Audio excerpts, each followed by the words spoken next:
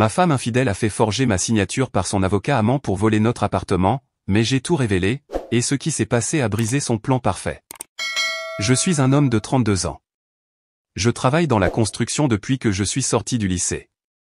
J'ai commencé comme ouvrier de base, me défonçant au travail, portant des matériaux et apprenant le métier. Maintenant, je suis chef de chantier, dirigeant des équipes de plus de 20 personnes et gérant des projets de plusieurs millions de dollars. Ce n'est pas exactement l'argent de la Silicon Valley, mais je gagne assez pour vivre confortablement et avoir encore beaucoup pour mon abonnement à la salle de sport et ma chargée de 1969 restaurée. Oui, je sais, un gars typique de muscle-car, mais tout le monde a besoin d'un passe-temps. Laissez-moi vous décrire mon ex, Sarah. Imaginez cette agente immobilière blonde et sexy stéréotypée que vous voyez sur ces panneaux à vendre, maquillage parfait, jupe crayon serré, sourire à $1 million. C'était Sarah. Nous nous sommes rencontrés dans ce bar miteux quand j'avais 24 ans. J'étais là avec mon équipe après avoir terminé un gros projet, toujours dans mes bottes de travail et couvert de poussière de construction. Elle était là avec ses amis chics de l'immobilier, se dévergondant pour s'amuser, d'une manière ou d'une autre. Ne me demandez pas comment, mais nous nous sommes entendus. Peut-être que c'était la façon dont je n'ai pas essayé de l'impressionner comme tous les autres gars de l'endroit. J'étais juste moi-même, un gars direct qui pouvait soulever 500 livres en soulevé de terre et qui savait comment charpenter une maison. Pour une raison quelconque, elle a aimé ça. Nous nous sommes fréquentés pendant 2 ans avant de nous marier. Son père, un grand promoteur immobilier, a insisté pour un contrat de mariage. Je m'en fichais, je ne l'épousais pas pour l'argent de toute façon. Je l'ai signé sans même le lire attentivement. Spoiler alerte, cela lui retombera sur le nez plus tard. Il y a environ 3 ans, nous avons acheté ce bel appartement dans le bon quartier de la ville, 3 chambres, 2 salles de bain, un coin avec vue sur la ville. La majeure partie de l'apport provenait de l'héritage de mon grand-père. Le vieil homme était un sage. Il me disait toujours, « Michael, garde de l'argent caché de ta femme. Tu ne sais jamais quand tu en auras besoin. » J'aurais dû écouter plus de ses conseils, mais au moins l'histoire de l'héritage a fonctionné. La vie a été plutôt bonne pendant un certain temps. Je déchirais au travail, j'ai été promu superviseur et j'ai commencé à gagner de l'argent réel. L'entreprise immobilière de Sarah était en plein essor. Elle se spécialisait dans ses condos chics du centre-ville, gagnant de grosses commissions. Nous avions nos routines, je vais à la salle de sport à 5 heures du matin avant le travail, elle fait son yoga ou son pilate ou je ne sais quoi. Nous nous rencontrions parfois pour déjeuner quand je n'étais pas sur un chantier. Des trucs de vie conjugale normale. Même nos disputes semblaient normales. Elle se plaignait de mon emploi du temps à la salle de sport, je m'agaçais quand elle passait 3 heures à se préparer pour sortir. Parfois, elle se plaignait que j'étais trop concentré sur le travail ou que je ne comprenais pas son côté créatif, quoi que cela signifie.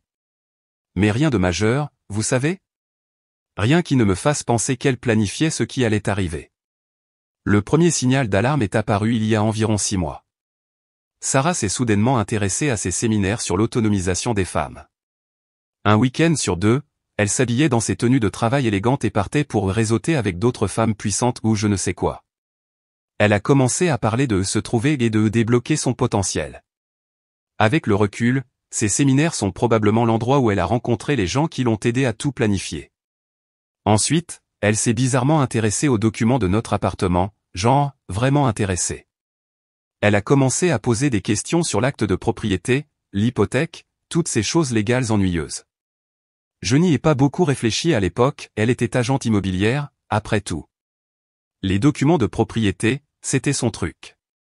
De plus, j'étais occupé avec cet énorme projet commercial que nous venions de décrocher, des journées de 12 heures, gérant plusieurs équipes, faisant face aux inspecteurs municipaux. Je n'avais pas l'énergie de me demander pourquoi ma femme se souciait soudainement autant de nos options de refinancement. Les choses vraiment bizarres ont commencé un soir après que je sois rentré de la salle de sport. J'étais toujours en tenue de sport, me sentant plutôt bien après avoir battu un nouveau record personnel au développé couché. Sarah attendait sur le canapé, ordinateur portable ouvert, l'air très professionnel dans ses vêtements de travail, même s'il était environ 20 heures. « Chérie, dit-elle, toute douce et innocente, j'ai regardé nos taux hypothécaires. Je pense que nous devrions refinancer. » Maintenant, Sarah ne m'appelait jamais chérie à moins qu'elle ne veuille quelque chose, généralement pour acheter des meubles coûteux ou aller à l'un de ses événements professionnels. Mais c'était différent. Ma cote de crédit est meilleure que la tienne, continua-t-elle, me montrant des chiffres sur son ordinateur portable. Si nous le mettions uniquement à mon nom, nous pourrions économiser environ $200 par mois. Je me souviens être resté assis là, encore en sueur après mon entraînement, quelque chose ne me semblait pas normal. Quand j'ai posé des questions sur le fait que mon nom soit sur l'acte de propriété, elle a balayé ça comme si de rien n'était. Oh, nous pourrons te rajouter plus tard. C'est juste une formalité technique pour la banque. Tu me fais confiance, n'est-ce pas? Cette dernière phrase, c'est ce qui a déclenché les sonnettes d'alarme. Sarah était toujours directe, toujours honnête. Ce genre de comportement doux et manipulateur, ce n'était pas son style. C'est là que j'ai su que quelque chose n'allait vraiment pas. Mais je n'ai rien laissé paraître. 8 ans de travail dans la construction vous apprennent à garder un visage impassible. J'ai juste hoché la tête, dit que nous allions y regarder, et je suis allé prendre une douche. Mais mon esprit était déjà en pleine course, les pièces commençaient à s'assembler, les séminaires, les soirées tardives lors des portes ouvertes, les appels téléphoniques bizarres qu'elle prenait dans une autre pièce. C'est là que ça commence à devenir vraiment bizarre. Ces séminaires sur l'autonomisation des femmes? Eh bien, j'ai commencé à fouiller un peu. J'ai appelé mon pote Tommy du chantier de construction, sa sœur est très impliquée dans ce milieu. Il s'avère que ce n'étaient pas vos ateliers typiques de girl boss. C'étaient ces réunions exclusives sur la liberté financière dirigées par cette coach de vie douteuse nommée Jennifer. Son truc? Apprendre aux femmes à assurer leur indépendance financière pendant un divorce. Ouais, des trucs vraiment chics. Mais je ne savais rien de tout cela encore. Je faisais toujours semblant d'être stupide, suivant ma routine comme si de rien n'était, se lever à 4h30 du matin, aller à la salle de sport, se défoncer au travail sur le chantier, rentrer à la maison auprès de ma femme de plus en plus distante. Sarah devenait plus audacieuse, cependant. Elle rentrait de plus en plus tard de ses portes ouvertes, avait toujours une excuse prête, oh, les clients voulaient voir la maison au coucher du soleil, ou les formalités ont pris plus de temps que prévu, ou il fallait que je réseaute avec de nouveaux clients. Un soir, elle est rentrée sentant le parfum coûteux, pas celui que je porte. Je suis plutôt du genre basic Old Spice. C'était ce truc chic qui coûte plus cher que mon budget d'épicerie hebdomadaire. Quand j'en ai parlé, elle est devenue toute défensive. C'est probablement de la maison que je montrais. Les propriétaires ont l'un de ces trucs fantaisistes de pulvérisation automatique. Bien sûr, Sarah, et je suis secrètement Batman. Le coup de grâce est arrivé environ une semaine après cette conversation sur le refinancement. Je suis sur ce nouveau chantier au centre-ville, supervisant les travaux de fondation de cet immeuble de condo de luxe. Tommy, mon gars du béton, vient me voir l'air incroyablement mal à l'aise. Salut, Mike, tu devrais peut-être voir ça. Il sort son téléphone, me montre une photo que sa petite amie a prise dans ce restaurant chic appelé Le Blanc ou un nom prétentieux comme ça. Il y a Sarah, tout habillée dans une robe noire moulante que je ne lui ai définitivement pas achetée, assise très confortablement avec ce gars dans un costume à $1000. Il n'était pas exactement en train de regarder des listes de propriétés, si vous voyez ce que je veux dire. Il s'avère que Monsieur Costume Chic était Brad Thompson, l'un des meilleurs avocats en divorce de la ville. Une sacrée ordure, le genre de gars qui fait de la publicité sur des panneaux avec des slogans comme « Faites payer votre ex ». J'ai appris plus tard qu'il facturait environ $500 de l'heure. Ça doit être agréable. Je n'ai pas confronté Sarah tout de suite. Rappelez-vous, je joue le jeu long ici. Au lieu de ça, j'ai commencé à observer plus attentivement. J'ai remarqué qu'elle avait changé tous ses mots de passe de téléphone, a commencé à faire sa lessive séparément, cachant probablement cette odeur de parfum chic. Elle a même commencé à aller à la salle de sport elle-même, mais pas la mienne, oh non. Elle a rejoint un club de fitness coûteux au centre-ville, juste à côté du bureau de Brad. Très subtil, Sarah. Les choses concernant le refinancement de l'appartement devenaient également plus intenses. Elle laissait des documents accidentellement visibles sur le comptoir de la cuisine, taux hypothécaires, transfert d'actes de propriété, toutes ces choses légales ennuyeuses. Un jour, je suis rentré du travail plus tôt à cause d'un retard dû à la pluie et je l'ai surprise au téléphone. Oui, je comprends. Non, il ne se doute de rien. Le transfert devrait être propre. J'ai toutes ces informations. Oui, je peux, forger, je veux dire, gérer la signature. Elle a raccroché très vite quand elle m'a vu, a essayé de faire croire qu'elle parlait à un client, mais j'en avais assez entendu. J'ai appelé mon pote Jacques, l'avocat que vous rencontrerez dans la prochaine partie, juste après ça. Les semaines suivantes ont été comme vivre dans une sorte d'émission de télé-réalité tordue. Sarah agissait comme une sainte face à moi alors que je savais qu'elle planifiait de me rouler dans la farine. Elle cuisinait mes plats préférés, demandait comment s'était passée ma journée, a même commencé à montrer de l'intérêt pour ma routine de gym. Comportement de coupable classique.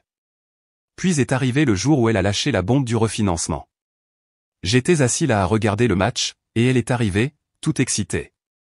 Chérie, super nouvelle. J'ai géré tout le refinancement. Tu n'as pas à te soucier de rien. J'ai levé les yeux de la télé, faisant semblant d'être stupide. Oh, oui. J'avais besoin de signer quelque chose. Elle a hésité juste une seconde. Je l'aurais manqué si je ne l'avais pas cherché. Non. Tout a été fait en numérique. La technologie de nos jours, n'est-ce pas? Incroyable. La semaine suivante, elle a commencé à parler de vendre l'appartement. Le marché est vraiment chaud en ce moment, a-t-elle dit. Nous pourrions faire un carton. Remarquez à quelle vitesse on est passé du refinancement à la vente? Presque comme si elle avait un plan ou quelque chose. J'ai continué à faire semblant, mais j'avais déjà 10 coups d'avance. J'avais Jacques qui regardait tout, les signatures falsifiées, les documents de financement, les violations du contrat de mariage. J'avais même engagé un détective privé pour les suivre, elle et Brad. Ça valait chaque centime, laissez-moi vous dire. Pendant tout ce temps, Sarah devenait plus arrogante, sortant plus tard, ne se donnant presque plus la peine de donner des excuses. Elle a même commencé à laisser certains des documents chics du cabinet d'avocats de Brad mélanger accidentellement avec ses documents immobiliers. Des documents immobiliers qui, d'ailleurs, montraient qu'elle cherchait déjà des condos de luxe, des unités individuelles. Mais voici le truc avec être un superviseur de construction, vous apprenez à repérer quand une fondation est faible. Et Sarah? Elle avait construit son petit plan sur la fondation la plus fragile possible. Elle ne le savait pas encore. Maintenant, laissez-moi vous parler de Jacques, le gars qui s'est avéré être mon arme secrète. Vous voyez, Jacques n'est pas votre avocat typique. Le gars ressemble plus à un videur qu'à un avocat, ex-militaire, bâti comme un tank, et a cette cicatrice folle au-dessus de son œil droit datant de ses jours de UFC amateur. Je l'ai rencontré à ma salle de sport, en fait. Je l'ai repéré au développé couché un jour et nous avons commencé à parler. Il s'avère qu'il se spécialisait dans le droit du divorce et, tenez-vous bien, les affaires de fraude. Parlez-moi d'un timing parfait. Quand j'ai montré à Jacques ce que j'avais, les papiers de refinancement, les appels téléphoniques suspects, la photo de Tommy de Sarah et Brad, il est resté assis là pendant 1 minute, faisant craquer ses phalanges, avec ce sourire étrange sur le visage. Mike, dit-il, ta femme ne planifie pas seulement de divorcer de toi. Elle essaie de réaliser une arnaque classique de fraude immobilière. Et son petit ami? Il a déjà fait ça. Il s'avère que Brad Thompson avait une certaine réputation. Jacques a déterré des dossiers scellés, ne me demandez pas comment, montrant 3 autres affaires où des femmes ont mystérieusement fait transférer leur maison à leur nom juste avant de demander le divorce. Toutes étaient des clientes de Brad. Toutes ont utilisé la même méthode, signature falsifiée, transfert précipité, vente rapide. Mais voici le coup de grâce, aucune de ces maisons n'avait de contrat de mariage, comme la nôtre. Premier mouvement de Jacques, il a engagé cette détective privée redoutable nommée Maria, une ex-policière qui ne tolère aucune bêtise de personne. Elle a commencé à suivre Sarah et Brad, établissant une piste de documents. En 1 semaine, elle avait assez de saleté pour les enterrer tous les deux, photos d'eux se rencontrant dans sa salle de sport privée, oui, c'est là que Sarah s'entraînait vraiment, enregistrement audio de leur déjeuner où ils discutaient du transfert de propriété, copie d'email qu'ils pensaient supprimer, conseil de pro, rien n'est jamais vraiment supprimé, image de caméra de sécurité du bâtiment de bureau de Brad montrant Sarah en visite à des heures étranges, relevé bancaire. Montrant que Sarah avait ouvert un compte secret et y transférait de l'argent. Mais le vrai trésor? Maria les a filmés dans un hôtel chic en train de planifier toute l'arnaque. Audio complet, vidéo HD, tout.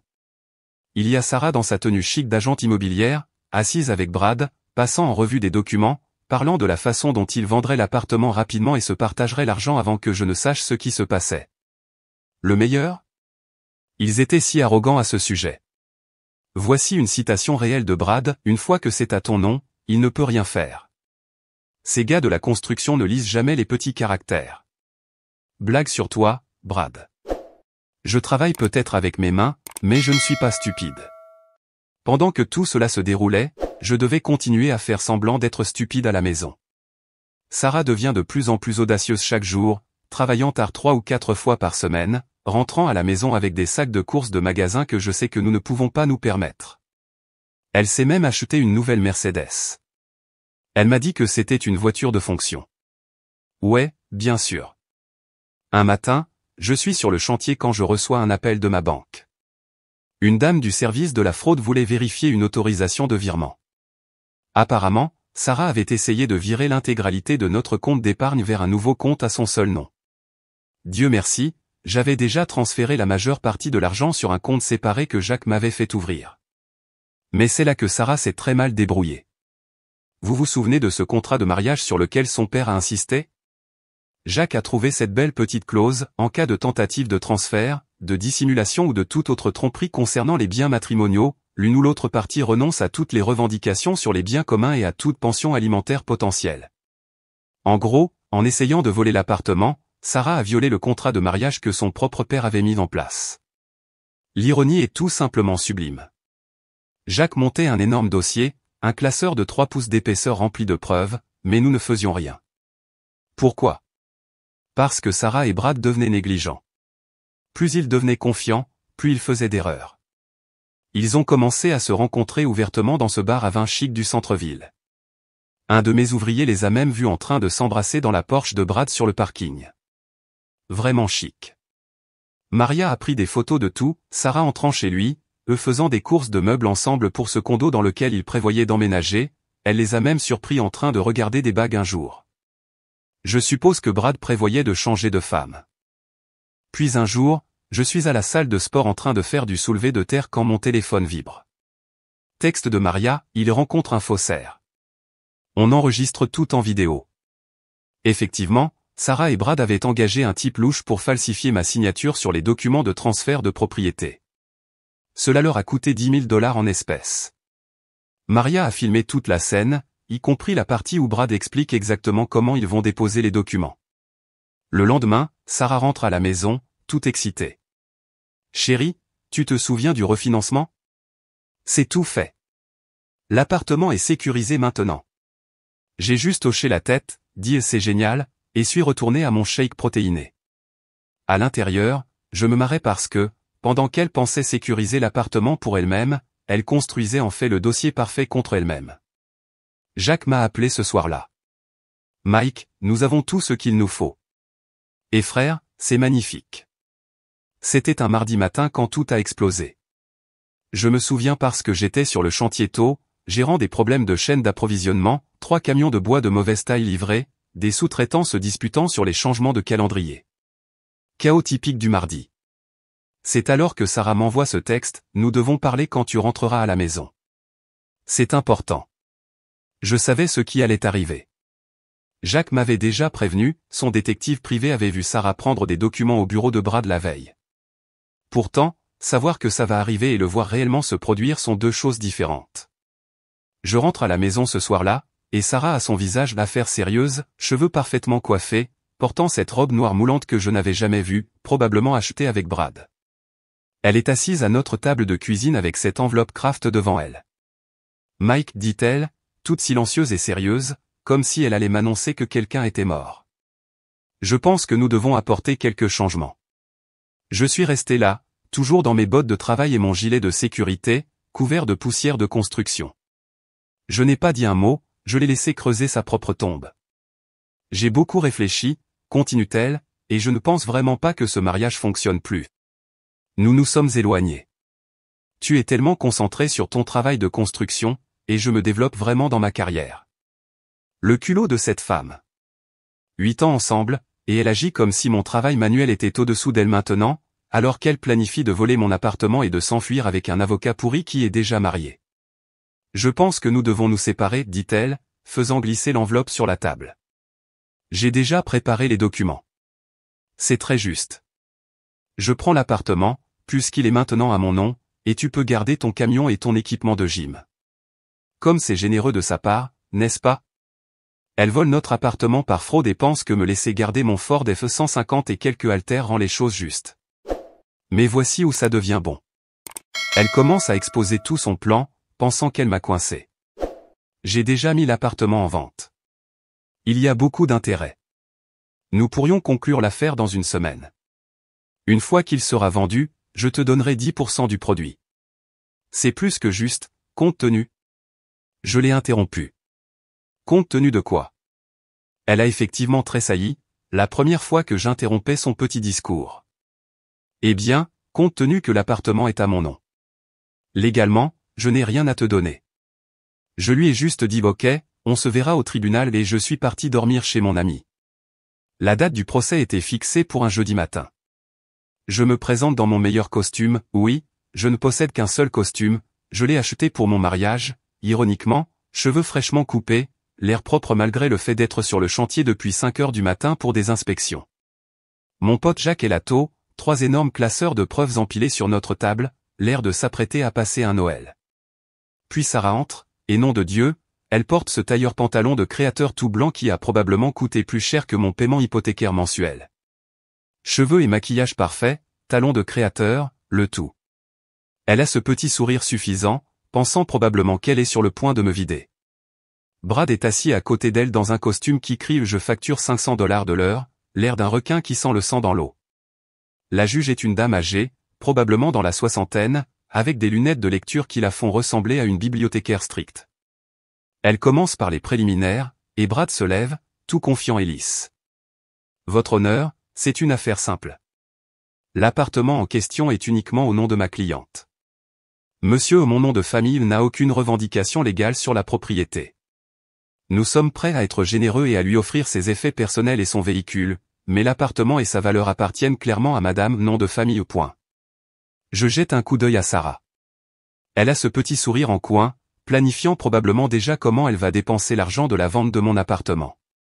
C'est alors que Jacques se lève, et je jure que je le vois me faire un clin d'œil. Votre honneur, dit-il, tout décontracté, comme si nous prenions une bière à la salle de sport. Avant de poursuivre, j'ai des preuves que j'aimerais présenter concernant le transfert de propriété en question. Brad agite la main avec dédain. Le transfert de propriété est complet et légal. Toutes les formalités ont été correctement déposées. Le sourire de Jacques s'élargit. Oh, je suis très intéressé par ces formalités, en particulier par la façon dont elles ont été déposées. Votre honneur, puis-je m'approcher? La juge hoche la tête, et Jacques commence à étaler des photos sur son pupitre. À chaque photo, je vois le visage de Sarah devenir de plus en plus pâle. Ces photos, votre honneur, dit Jacques, montrent madame nom de famille et son associé, monsieur Thompson, rencontrant un faussaire connu le 15 mars. Nous avons des preuves vidéo de toute la transaction, y compris l'échange de $10 000 en espèces contre des signatures falsifiées. Brad bondit. Objection. Ces photos pourraient être n'importe quoi. La juge jette un regard par-dessus ses lunettes. Monsieur Thompson, asseyez-vous. Je voudrais entendre cela. Jacques ne fait que commencer. Il sort une clé USB. Votre honneur, nous avons des enregistrements audio de madame nom de famille et monsieur Thompson planifiant toute cette arnaque. Voudriez-vous entendre madame nom de famille discutant explicitement de la façon de falsifier la signature de son mari? Ou peut-être monsieur Thompson lui conseillant de dissimuler des actifs avant de demander le divorce? Sarah commence à trembler, visiblement, dans son tailleur blanc chic. Brad tire sur son col comme s'il devenait soudainement trop serré. Mais attendez, ça devient encore mieux. Jacques sort un autre dossier. De plus, votre honneur, nous avons des preuves que monsieur Thompson s'est déjà livré à exactement cette arnaque. 3 affaires précédentes, toutes suivant le même chemin, des femmes faisant mystérieusement transférer des propriétés à leur nom grâce à des signatures falsifiées juste avant de demander le divorce, tout avec monsieur Thompson comme avocat. La juge enlève ses lunettes, et nom de Dieu, si les regards pouvaient tuer, Brad serait à 6 pieds sous terre. Monsieur Thompson, dit-elle, la voix glaciale, savez-vous que faciliter la fraude est une raison de radiation? Brad commence à bredouiller quelque chose sur des allégations sans fondement, mais la juge le coupe. Et madame nom de famille, savez-vous que falsifier des signatures sur des documents de propriété est un crime fédéral? Sarah se lève, pensant probablement qu'elle peut s'en sortir par son charme comme elle le fait toujours. Votre honneur, il y a eu un malentendu. Jacques l'interrompt, j'adore ce gars. Oh, nous arrivons à la bonne partie, votre honneur. Je voudrais attirer votre attention sur la pièce à conviction C, le contrat de mariage. Sarah se fige. Brad a l'air confus, je suppose qu'il n'a jamais vraiment lu ce contrat de mariage. Section 7, paragraphe 3, lit Jacques, stipule clairement que toute tentative de transfert frauduleux ou de dissimulation de biens matrimoniaux entraîne la renonciation immédiate à toutes les revendications sur les biens communs et exige que la partie délinquante paie tous les frais de justice. La juge suit en lisant, hochant la tête. Je vois. Et ce contrat de mariage a été correctement exécuté? Oui, votre honneur, dit Jacques. Ironiquement, c'est le père de madame nom de famille qui a insisté pour cela. C'est là que Sarah perd les pédales. Complètement. Elle commence à hurler que je l'ai piégée, que ce n'est pas juste, qu'elle mérite l'appartement. Brad essaie de la faire taire, mais elle est lancée. Il m'a trompé, hurle-t-elle, son mascara commençant à couler. Il savait que je voyais Brad. Il nous a fait suivre. La juge frappe de son marteau. Madame nom de famille, maîtrisez-vous ou vous serez tenue en état d'outrage. Mais Sarah n'a pas fini. Elle se retourne, me désignant du doigt. Espèce de salaud. Tu as planifié ça. Toi et ton avocat muscleux. Jacques reste là, souriant. Votre honneur, je tiens à faire noter au procès-verbal que madame nom de famille vient d'admettre l'adultère en pleine audience, ce qui, selon la section 4 du contrat de mariage, est une autre violation. La juge en a assez. À l'ordre. Monsieur Thompson, compte tenu des preuves présentées et de votre implication apparente dans ce système de fraude, je renvoie cette affaire à l'ordre des avocats. Et madame nom de famille, cette cour trouve vos actions non seulement répréhensibles mais criminelles. Le transfert de propriété est par la présente annulé. Sarah s'effondre dans sa chaise, pleurant pour de bon maintenant. Brad est déjà en train de ranger sa mallette, se dépêchant probablement d'appeler son propre avocat. Mais la juge n'a pas terminé. Sarah vient d'avoir sa crise au tribunal, Brad a l'air de vomir dans ses mocassins à $1000, et la juge est sur le point de leur asséner le coup de massue à tous les deux. Elle retire ses lunettes, regarde Sarah droit dans les yeux. Madame nom de famille, cette cour voit rarement une tentative de fraude aussi flagrante. Les preuves présentées aujourd'hui démontrent non seulement de la tromperie, mais un plan calculé pour frauder à la fois votre mari et cette cour. Sarah essaie de se reprendre, arrangeant son mascara avec des mains tremblantes. Brad a déjà un pied dehors, mais la juge ne le permet pas. Monsieur Thompson, asseyez-vous. Nous n'avons pas terminé. Ensuite, elle commence à énumérer tout ce à quoi ils vont devoir faire face. Le transfert de l'appartement est complètement nul, comme s'il n'avait jamais eu lieu. Sarah a violé le contrat de mariage de 3 manières différentes, fraude, adultère et dissimulation d'actifs. Elle est responsable de tous les frais de justice. Jacques n'est pas bon marché, d'ailleurs. La juge renvoie toute l'affaire au bureau du procureur pour des poursuites pénales. Mais voici où ça devient encore mieux. Vous vous souvenez que j'ai mentionné la femme de Brad dans les messages précédents? Eh bien, devinez qui entre dans la salle d'audience à ce moment précis? Une femme absolument magnifique dans une robe rouge, l'air d'être sur le point de commettre un meurtre. C'est madame Thompson, la femme de Brad. Il s'avère que Jacques s'est assuré qu'elle sache exactement quand notre audience était prévue. Brad devient blanc comme un drap, genre, il a littéralement l'air d'avoir vu un fantôme. Sarah est juste assise là, le mascara coulant sur son visage, regardant son petit plan parfait imploser. Madame Thompson, appelons-la Rachel, s'avance directement vers Brad, dépose une enveloppe Kraft sur sa table et dit, assez fort pour que tout le monde entende, tu es servi, chérie. La juge, qui semble apprécier ce spectacle autant que tout le monde, s'adosse et observe. Brad ouvre l'enveloppe d'une main tremblante, et je jure devant Dieu, il gémit vraiment. Rachel n'a pas fini, cependant. Elle se tourne vers Sarah. Au fait, ce bracelet Cartier qu'il t'a donné? Il a été acheté avec notre carte de crédit commune. Je le veux de retour. Sarah commence à tripoter le bracelet à son poignet, celui que j'avais remarqué quelques semaines auparavant mais dont je n'avais rien dit, et le jette à Rachel comme s'il lui brûlait la peau. C'est alors que Brad retrouve enfin sa voix. Rachel, bébé, ce n'est pas ce que tu crois. Rachel le coupe. Garde ça pour ton audience disciplinaire, Brad. L'ordre des avocats est très intéressé de savoir combien de fois tu as monté cette arnaque de transfert de propriété. Il s'avère que l'avocat de Rachel, qui est apparemment bien meilleur que Brad, a trouvé 7 autres cas où Brad avait aidé des femmes à transférer frauduleusement des propriétés avant un divorce. 7. Mon pote Jacques n'en avait trouvé que 3. La juge s'éclaircit la gorge. Compte tenu de ces nouveaux développements, j'ajoute quelques points à ma décision. Sarah est pratiquement catatonique à ce stade, mais Brad a l'air de vouloir s'enfuir. Premièrement, monsieur mon nom de famille se voit attribuer la pleine propriété de l'appartement. Madame nom de famille renonce à toutes les revendications sur tout bien matrimonial en raison de ses multiples violations du contrat de mariage. Sarah recommence à sangloter, mais la juge n'a pas terminé. Deuxièmement, Madame nom de famille sera responsable de tous les frais de justice. Troisièmement, j'émets une injonction l'empêchant de vendre ou de transférer des actifs jusqu'à ce que l'enquête criminelle soit terminée. Puis elle se tourne vers Brad. Monsieur Thompson, je vous signale à l'ordre des avocats dès aujourd'hui. Étant donné la tendance de comportement mise en évidence ici, je m'attends à ce que votre licence d'exercice du droit soit suspendue en attendant l'enquête.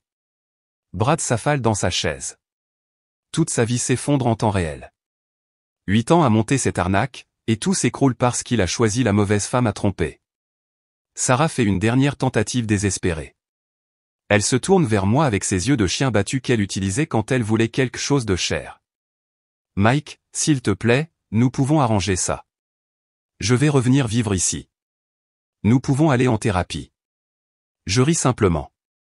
Désolé, Sarah, je ne fréquente pas les criminels. C'est alors qu'elle perd complètement les pédales, genre, crise psychotique complète. Elle commence à hurler que je lui ai gâché la vie, qu'elle m'a donné les plus belles années de sa vie, qu'elle aurait pu épouser un médecin ou un avocat, assez sûr qu'elle a essayé la dernière option. La juge frappe de son marteau. Huissier, veuillez faire sortir Madame nom de famille de ma salle d'audience. 2 huissiers doivent pratiquement la traîner dehors.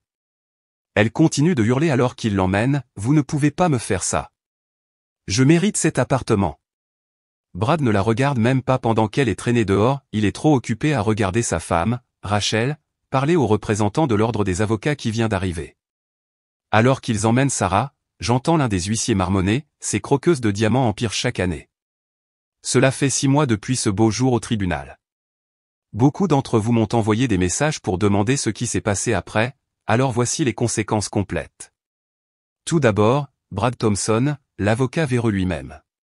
Vous vous souvenez que la juge l'a renvoyé à l'ordre des avocats? Eh bien, il s'avère que ce n'était pas son premier rodéo avec eux. 3 autres plaintes avaient déjà été déposées, mais les affaires avaient été réglées discrètement. Pas cette fois. L'enquête de l'ordre des avocats a révélé 12 cas où Brad avait aidé des femmes à transférer frauduleusement des propriétés avant le divorce. 12. Mon pote Jacques en avait trouvé 3, l'avocat de Rachel en a trouvé 7, mais ce gars montait l'arnaque depuis plus d'une décennie. Le mois dernier, ils ont officiellement révoqué sa licence d'exercice du droit, radiation définitive. Il ne peut plus jamais exercer le droit dans cet état. Mais attendez, ça devient encore mieux. Vous vous souvenez de Rachel, sa femme? Elle ne s'est pas contentée de divorcer, elle l'a détruit. Il s'avère que Brad cachait de l'argent sur des comptes offshore depuis des années. L'avocat de Rachel, un véritable sauvage, a tout trouvé. Elle a obtenu leur manoir en banlieue, sa collection de BMW, tous leurs comptes joints, même son précieux abonnement au club de golf. Mais la vraie cerise sur le gâteau? Le bureau du procureur porte des accusations criminelles contre lui pour son rôle dans toutes ces affaires de fraude. Mon cas a apparemment été la goutte d'eau qui a fait déborder le vase. Il risque une peine de prison. La dernière fois que j'ai eu des nouvelles, il vivait dans un studio et travaillait comme assistant juridique dans un minuscule cabinet d'avocats. Comme les grands sont tombés. Maintenant pour Sarah. Oh là là, par où commencer? Vous vous souvenez comment elle a violé le contrat de mariage de 3 manières différentes? Cela signifie qu'elle n'a rien obtenu, zéro, nada. Mais ce n'était que le début de ses problèmes. Le bureau du procureur n'a pas apprécié son petit plan de falsification. Ils l'ont accusé de fraude, plusieurs chefs, de falsification, de tentative de vol et de dépôt de faux documents. Elle a essayé de jouer la carte de la victime au tribunal, a pleuré que Brad l'avait manipulée, qu'elle était émotionnellement vulnérable, qu'elle avait fait une erreur. La juge, une autre cette fois, n'a pas marché. Elle a obtenu 18 mois de probation, 50 000 $ d'amende, 500 heures de travaux d'intérêt général et un casier judiciaire de crime qui la suivra pour toujours. Sa licence immobilière? Disparue. Il s'avère qu'une condamnation pour fraude n'est pas excellente pour une carrière dans l'immobilier. Son agence immobilière chic l'a licenciée le jour après la condamnation. Mais le karma n'en avait pas encore fini avec elle. Vous vous souvenez de son père, celui qui a insisté sur le contrat de mariage? C'était un gros bonnet dans le monde de l'immobilier, l'aidant toujours à obtenir ses annonces de premier choix. Quand il a découvert ce qu'elle avait fait, il l'a complètement coupé. Apparemment, il était dégoûté par son comportement. Il y a 2 semaines, je suis à la salle de sport, toujours en train de progresser, les gars. J'ai atteint 405 au développé couché la semaine dernière. Et devinez qui entre?